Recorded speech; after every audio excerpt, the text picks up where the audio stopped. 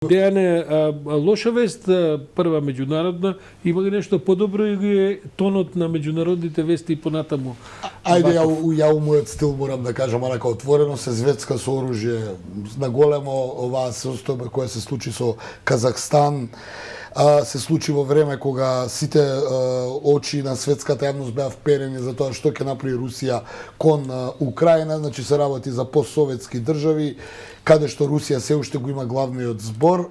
Казахстан е смирен, во моментов таму 10.000 уапсени, над 200 загинати во овие немири, ќе видиме што ќе се случува понатаму. Зошто го реков тоа, бидејќи во моментов траат преговори на пониско ниво помеѓу Руската Федерација од една страна и Соединетите Американски држави од друга, околу смирување на тензиите помеѓу Русија и НАТО.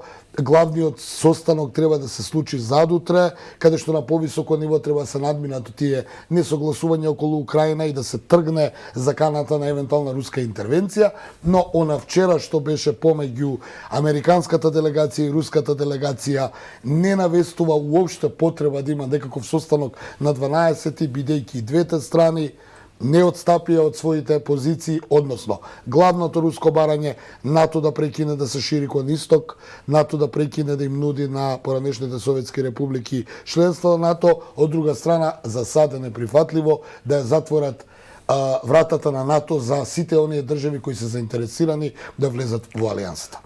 Морам да кажам дека последниве месеци, иако ситуацијата со Украина е повеќе отколку последните месеци, се разниша неколку клучни држави од бившиот Советски сојуз кои што се на ободот на периферијата на руските граници кон Европа па и кон Азија. Сите се плашат од Мајдан. Јас морам во интерес на време да го кажам. Да, Казахстан е многу важна, огромна држава, 20 милиони само народ, но произведува огромни количини на енергија. Слична една ситуација како во Белорусија пред неколку месеци, слична ситуација како во Украина пред неколку години.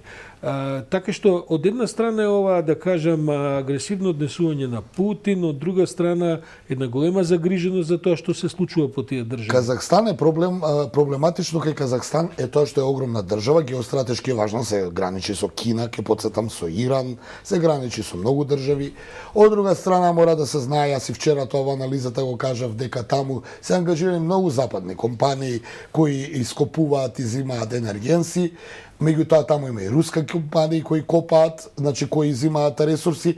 Треба да се знае дека Казахстан им се чини прва држава во свет по ископување на ураниум, што дополнително дава една 25% од светската производство на ураниум. Геостратешки многу важна. И она што сакам да го кажам е дека ми се чини дека интервенцијата на Русија и така наречениот северноазијски пандан на НАТО ОКДБ, така наречениот, каде што членуваат Русија и сите поранешни советски републики, кои испратија војници во Казахстан, тие реагираа бидејќи ми се чини дека Москва се исплаши дека сето тоа наликува на она што се случи во Мајдан, на Мајдан 2014 година.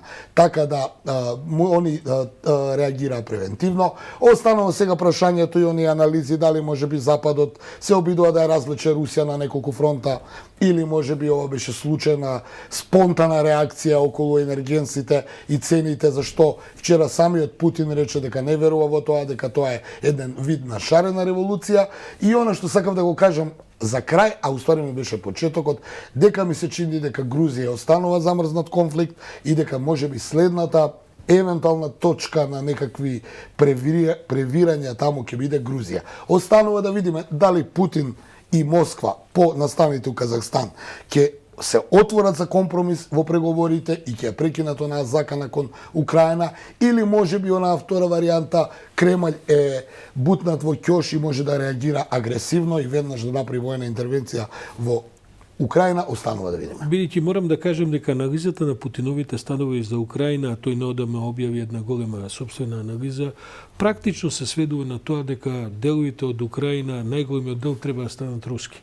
И тука он нема никаква дилема, само разговара за условите како тоа да се направи. Сашо, многу е важно. Повикувајќи се на некакви историски случувања во кои што Украина добила територија на Русија заради некакви други геополитички настани стотина години порано. Така што очигледно е дека Путин е како некако да ја растргнат помеѓу потребата да влезе во историјата како човекот кој што ќе реобедини. така е обединен, од друга страна е како домино му се рушат сите овие, да кажем, кои што... Тоа е онај пантан на онаа бивша поранешна СФРЈ, српскиот свет би требал да ја врати Србија, а рускиот свет го прави. Само сакав да ја загатнам темата, а утре ќе, ако имаме време да ја разговараме, ми се чини дека со слабењето на Ердоган во Турција, се тоа се случува, ќе потсетам сите овие настан што завршуваат во советски републики имаат големо влијание од страна на Турција. Повторно ќе кажам, оној кој ќе биде у добри односи со Турција, ќе може и да ги контролира овие делови од поранешните советски републики, токму затоа Путин и Ердоган беа толку многу блиски сојузници. Да, само да не забораваме дека Путин е Советски сојуз варијанта, а Ердоган е НАТО варијанта. Токму така, и сега но тука има слабењето на Ердоган ми се чини дека доведе до ова. Да. На крајот на криштата и Путин и Ердоган сите други се минливи, остануваат релациите. Да се надеваме дека ќе биде мирно, тоа е најважно, па сето понатаму какви ќе прават они геостратешки игри, покерски или шаховски, тоа нека биде за нас новинарите, нив политичарите, но да биде мирно, макар што Казахстан имаше елементи на нов Мајдан.